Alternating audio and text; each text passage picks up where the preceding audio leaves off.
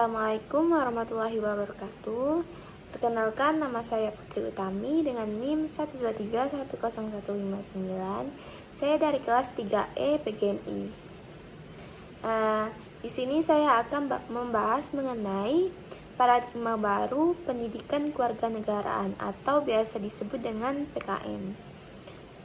Baiklah, langsung saja pembahasan yang pertama, yaitu menurut kurikulum tingkat satuan pendidikan, salah satu tujuan utama pendidikan kewarganegaraan itu adalah menjadikan peserta didik menjadi warga negara yang mempunyai komitmen kuat dan konsisten dalam menegakkan hak-hak negara Kesatuan Republik Indonesia atau NKRI.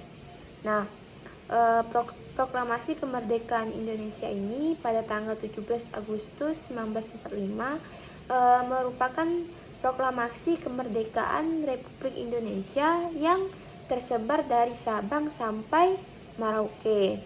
Nah, kemerdekaan ini terjadi sebagai akibat dari beberapa perjuangan yang panjang dan melelahkan. Sebagai permulaan, Konstitusi Negara Republik Indonesia harus selalu dianut dan dijunjung tinggi. Nah, menurut risalah Sidang BPUPKI dan PPKI tahun 1945, negara Republik Indonesia saat ini bercirikan bangsa modern. Nah, negara kebangsaan adalah suatu bangsa yang didirikan berdasarkan asas kebangsaan, disebut juga nasionalisme, yaitu kemampuan suatu kelompok masyarakat tertentu untuk hidup bersama dalam jangka waktu yang lama dalam suatu bangsa, meskipun terdapat perbedaan pendapat di antara para anggotanya. Nah, agama, ras, budaya, atau tradisi. Dengan kata lain, negara Kesatuan Republik Indonesia ini sebagai negara modern bukanlah sebuah kekuatan militer tunggal. Sebaliknya, ini adalah upaya tim yang harus dilakukan secara serempak, komitmen yang kuat dan konsisten terhadap prinsip dan nilai-nilai kebangsaan dalam kehidupan masyarakat luas berdasarkan Pancasila dan Undang-Undang Dasar 1945. Selanjutnya ada pengembangan pendidikan demokrasi. Nah, paradigma baru pendidikan kewarganegaraan adalah membangun pendidikan demokrasi.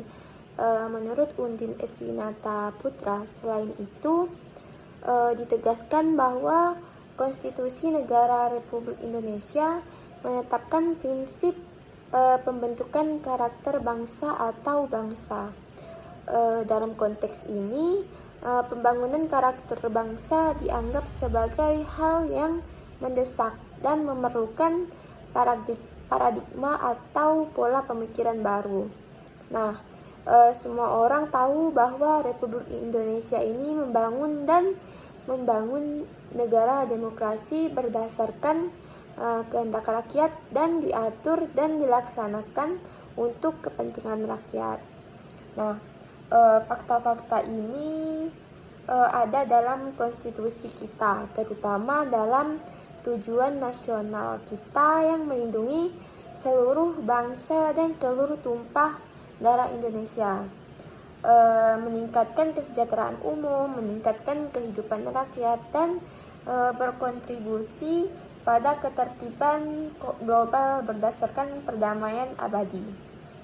Nah, Indonesia harus menghindari sistem pemerintahan otoriter yang memasung hak-hak warga negara untuk menjalankan demokrasi dalam kehidupan bermasyarakat, berbangsa dan bernegara. Kehidupan yang demokrasi harus terus dikembangkan, dikenal, dipahami, diinternalisasi, dan diterapkan di dalam kehidupan sehari-hari, mulai dari kehidupan keluarga, sekolah, masyarakat, pemerintahan, dan organisasi-organisasi non-pemerintahan. Dengan demikian hidup yang demokratis akan terwujud. Selanjutnya ada pembentukan civic minded. Nah, orang Inggris mengatakan benar atau salah, negaraku harus kubela. Nah, dari pernyataan orang Inggris tersebut menunjukkan betapa setia warga negara Inggris kepada negaranya atau loyalitas civic minded. Nah, Indonesia memiliki sejarah perjuangan yang panjang, baik sebelum maupun sesudah merdeka. Nah, mereka mempertaruhkan segalanya demi kemerdekaan negara yang mereka cintai. Ini adalah jenis loyalitas yang harus dijaga.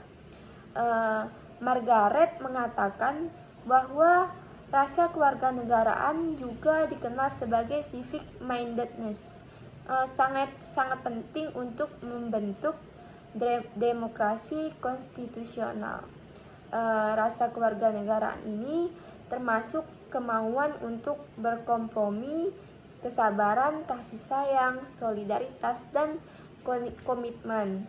Nah, setiap orang memiliki loyalitas atau sikap terhadap negara dan bangsa mereka. Nah, sekian dari pembahasan saya tadi. Saya akhiri. Wassalamualaikum warahmatullahi wabarakatuh.